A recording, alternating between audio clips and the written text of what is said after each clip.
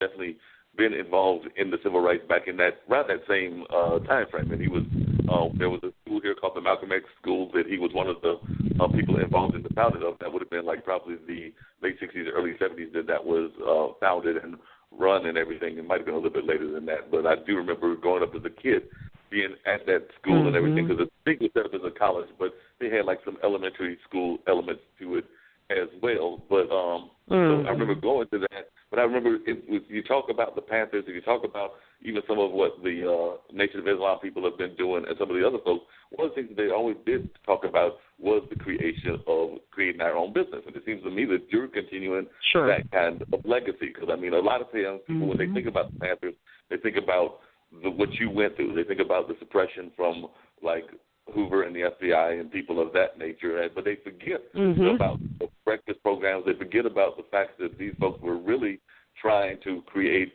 a business model to some degree. So I think that sometimes that part is forgotten in the conversation about what was coming out of Oakland. Right. It does get forgotten. The part of the platform was really about the constructive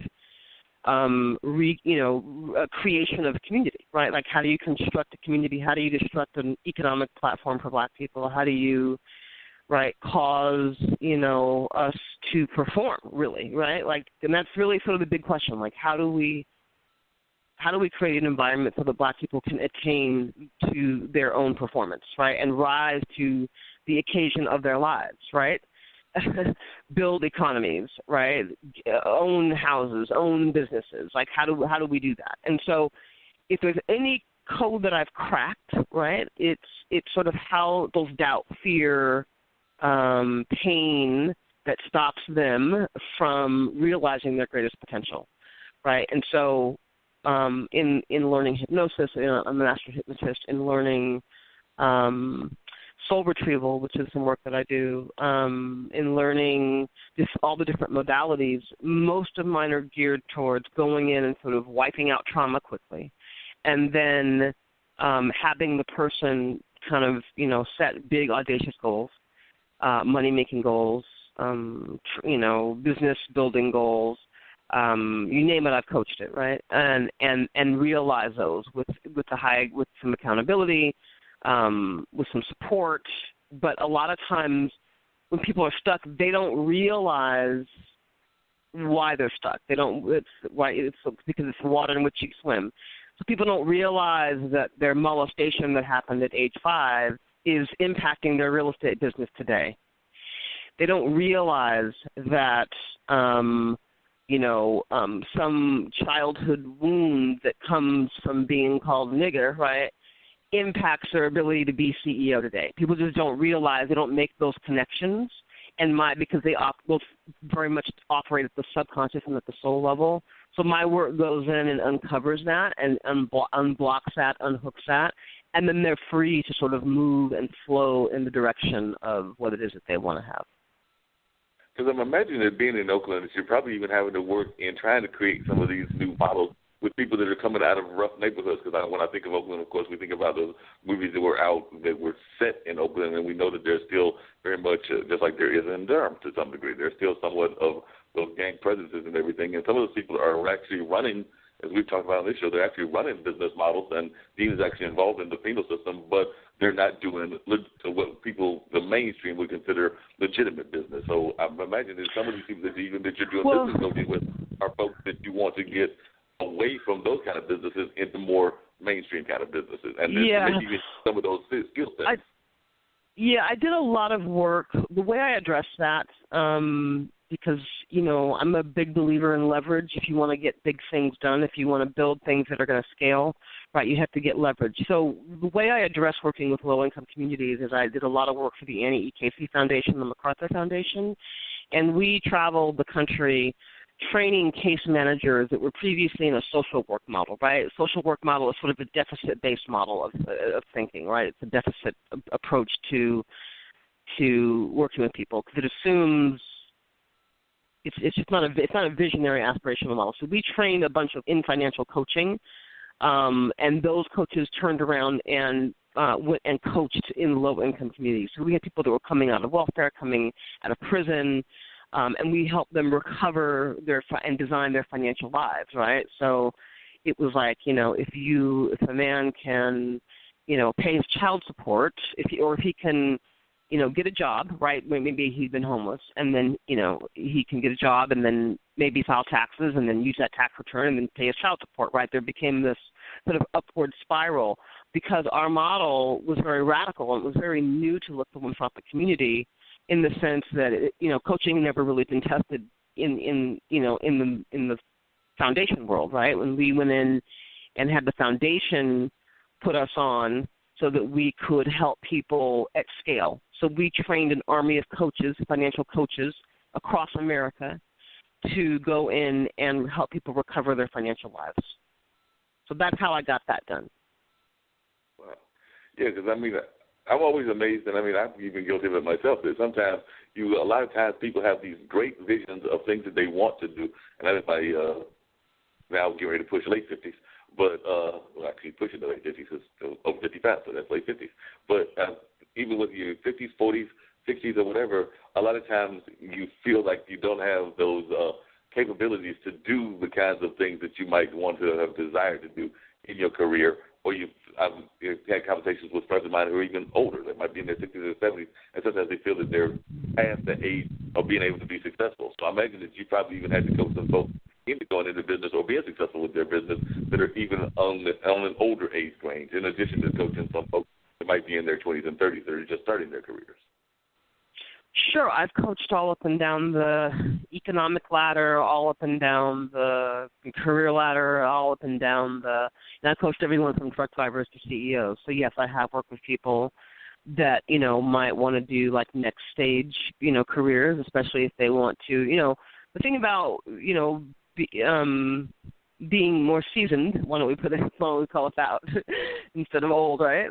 The thing about being more seasoned is you have a lot more wisdom, right? Good, bad, or indifferent. You've lived some experience, and you can share that wisdom, right? That wisdom can benefit people. So I've definitely coached people into becoming, business models to help them become coaches, and where they can make, lucrative money sharing their wisdom. But there's business models that work, and there's business models that don't work. And so I train people into stuff that works so that they don't, because a lot of times if you're, in your 50s, you don't have a bunch of time to waste in like trial and error, right? And learning, in these steep learning curves, you want to kind of get it done and you want to get it accurate. Yeah, exactly. As the older you get, the quicker you want to be with your success, because while we all hope to live to be into the into the century mark, or maybe even beyond, the realization is that not everybody makes that mark. Some people make it to the 100 mark or even beyond, and that's, I think, everybody's goal in life is to make it to that century mark. But you never know, especially when you're in the late 50s, how much more time you have on the planet. So, of course, if you're trying to do stuff as a business person or even in relationships kind of stuff, you oftentimes want to try to make them as successful as possible while you're living the remainder of your life and everything. So that's one of the things that I found. It seems to me that there's been a real push, and I was just wondering if you noticed this as well, towards a real push. I mentioned earlier the Black Wall Street and some of the communities that had Black Wall Street. But it seems that we're in the middle of another push toward an entrepreneurship. So it seems that even more and more entrepreneurs, I don't know what the stats are, but it seems that more and more people are trying to become an entrepreneur. I think part of it is that they feel that the corporate world is making money for corporations, and they can't make any money off of that. And that seems to be across the board, not just black, but white or even Hispanic communities and other communities. So I just wondered if you've been finding that to be the trend lately, that you're coaching more and more entrepreneurs, because that seems to be a push for many folks. I can't tell you how many times I run into folks and they've got a business of one person. Yeah, I think that if any culture is to have its sovereignty, right, it needs to have a way, and it has to have its own economy, right? We can't be dependent on others, right, to have our own economy. You don't see Asians do it. You don't see Koreans do it. You don't see Latinos do it, right? They create their own economy. They do business with each other, right? The Jewish community does business with the Jewish community. So we need to be self-sufficient, and the only way we're going to be self-sufficient ever here in America is to create businesses, right, and hire other black folks. One of the challenges of all of this is that so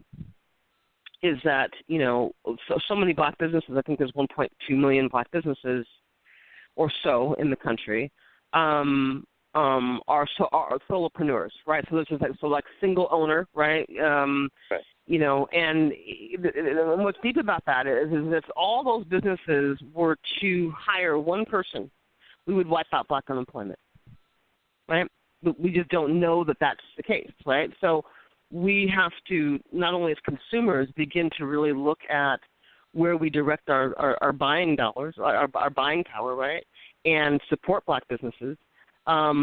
Because, that's the only way we're going to get to any sort of financial independence, any kind of economic independence, is through entrepreneurship, and so that we can be self-sufficient. And that's one of the other things that I've noticed in society is that you're right. There's many people, as I just said, that have that are their own business owners or whatever, and it's usually one individual. They might be selling anything from insurance to PR to variety of industries that we are in. But there is also, I think, a mythology, and I just wanted, and I know that one of the things that the Panthers talked about, which your dad was involved in, was creating community within our community. So like you just mentioned that, it's like doing kind of what the Koreans have done, doing what some of the Asian communities have done. But there is, I think, a mythology, and I was wondering if you ever tackled this, that can't be done because of the fact that a lot of our historical neighborhoods were destroyed, whether that was a highway running through them like in Durham or whether that was through other forms of gentrification. A lot of times those neighborhoods were destroyed. Sometimes it might have even been like fires that were set during police riots that destroyed the neighborhoods or whatever. But there's a tendency for folks to believe that because of these things that have happened to us, that we cannot recreate those kind of neighborhoods where we are supporting our own in our own neighborhoods. And at least that's kind of a mythology that I hear a lot of people out, and I was wondering if you, in your travels around, if you read that as well. Claude Anderson, I think, said it best. Dr. Claude Anderson talks about how, we need to first build an economic floor in the black community, right? We need to first it's money. We got to be about money. And anybody that's out here that's in some poverty consciousness that tells you that it's not about money is a fool, frankly, because we are never going to have any kind of long-term self-sustainability unless our community understands what money does, right? What it does in this world, in a capitalist society, right? So, everybody that's like, well, it's all going to crash and burn, and, then understand what Bitcoin is, and understand, alternative currencies. And we have to begin to educate ourselves and not keep our head in the sand about this stuff. But Paul Anderson talked about an economic floor, and then with that, you buy the politics, you buy the courts and the judges, and you put politicians in place. I mean, what do you think is happening right now, right, in terms of this massive global white reaction to black empowerment, right? I mean, this has all been a reaction to Obama, to Black Girl Magic, to, Negro singing they can get really uppity right now, right? And so what you see is white folks say, oh, okay, well, we're going to mobilize and we are going to reclaim power. But in order to reclaim political power, what do they need? They need economic power, right? So they got the billionaires and the millionaires, and so you have to have a economic floor to fund the political floor. Yeah, you definitely have to have that, and I mean, part of it is also supporting, like you said, some of our own banks and some of our own institutions. I mean, here in Durham, we have North Carolina Mutual Insurance Company, and we've also had Mechanic and Farmers Bank, which has been around forever, and these are just some of the African American banks that are in the community. But I think sometimes we don't necessarily give support to those banks for whatever reasons, because we feel that we've got to have the major bank account, whether that's Bank of America, whether that's Wachovia, whether that's whoever. But I think that we definitely have to work on doing, because that's one of the things I've seen in other communities is that they're very supportive, if not of their own banks, of their own credit unions, because there are credit unions as well that are minority-oriented. And I think that sometimes we don't give them as much support as we should. Correct. I have a colleague, Maggie Anderson, who ran the Empowerment Experiment, and she wrote a book called Our Black Year, and she